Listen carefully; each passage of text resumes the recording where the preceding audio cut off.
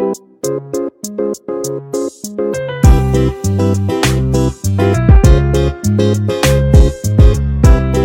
Kitchen मध्ये नमस्ते, मी बनवते पोहे।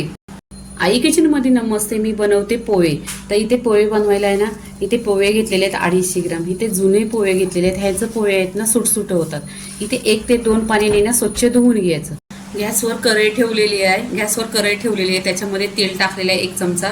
इथे आहे ना शेंगदाणं फ्राय करून घ्यायचं, छान असं गोल्डन कलरवर आहे ना फ्राय करून घ्यायचं।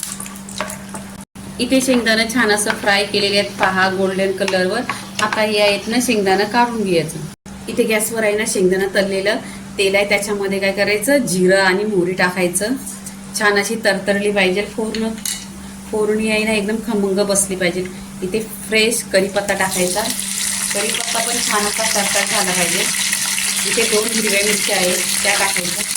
आणि कांदे पोहे बनवायचे आहे, ते कांदा भरपूर घ्यायचा असा 4 कांदे कट करून घेतलेले आहे। छान असं गोल्डन कलरवर परतून घ्यायचं। इथे पहा छान असा गोल्डन कलर झालेला आहे, तेलावर आहे ना परतून घेतलेला आहे कांदा। तर इथे हळदी पावडर टाकायची अर्धी चमचा, चवीनुसार मीठ टाकायचा आणि इथे आहे ना पोहे टाकायचं। पोहे पहा एकदम सुट्टे सुट्टे कसं भिजवलेलं आहे, 2 ते 3 पाण्याने स्वच्छ धुतलेलं। आता आहे ना तेलावर परतून घ्यायचं पोहे। आणि मी तुम्हाला एक सांगते, ज्यांना डायबिटीस असेल त्यांना आहे ना फक्त मिठातलंच द्यायचं, म्हणून मी मिठातलं बनवलं। आणि तुम्हाला ह्याच्यावर साखर टाकायची आहे तर साखर टाकायचं। एका पोहेच्या रेसिपीमध्ये 2 रेसिपी बनणार। पहिल्यांदा काढून घ्यायचं मिठातलं पोहे, त्याच्यानंतर आहे ना साखर टाकायची। आता इथे पूर्णपणे आहे ना मिक्स करून घ्यायचं। इथे मी हे पोहे गोरच बनवणार आहे। इथे पहा छान असा कलर पण सुरेख आलेला आहे। इथे आता साखर तुमच्यावरती आहे, तुम्हाला किती साखर टाकायची आहे ती। मी इथे 1 चम्मच साखर टाकणार आहे, 1 चमचा साखर टाकायचं। इथे जे शेंगदाणे फ्राय करून घेतलेले ते टाकून घ्यायचे आणि आहे ना स्लो गॅस करायचा आणि पूर्णपणे 5 ते 10 मिनिटं आहे ना स्लो गॅसवर असं परतून घ्यायचं। कलर पहा सोनेरी कलर असा येतो छान असा। इथे पोहे पहा छान असं परतून घ्यायचं। परतल्यानंतर आहे ना पूर्णपणे त्याचा एकजीव होतो आणि जी आपण हळदी पावडर टाकतो ती पूर्णपणे पोह्याला लागते आणि कढईला पण पोहे लागत नाही, म्हणून गॅस एकदम स्लो गॅस करायचा आणि परतून घ्यायचं।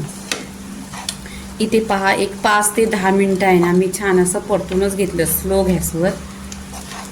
आणि इथे कलर पण पहा एकदम छान असा सुरेख कलर दिसतोय आणि पोहे पण छान असे सुट्टे सुट्टे आहेत एकदम। तुम्ही आहे ना नक्की अशी रेसिपी पहा आणि अशीच रेसिपी बनवा। इथे फ्रेश कोथिंबीर घ्यायची, कोथिंबीर पण अशी भरपूर टाकायची। कोथिंबीर टाकल्यानंतर आहे ना परत आपण परतून घ्यायचं, पूर्णपणे असं एकजीव करायचं आणि गॅस आहे ना चालूच ठेवायचा। गॅस फक्त स्लो गॅस करायचा, कारण स्लो गॅसवर आहे ना छान असे शिजतात पोहे, असलं कोणताही स्वयंपाक असला तर। इथे पहा पूर्णपणे एकजीव केलेला आहे, 1-2 मिनिटं आहे ना परतायचं।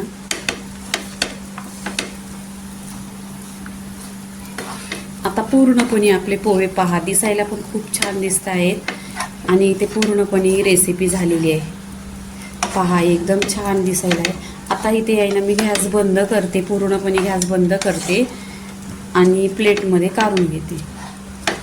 पोहेची रेसिपी झालेली आहे। लाईक करा, शेअर करा, सबस्क्राईब करा आणि नेहमीच खात राहा। धन्यवाद।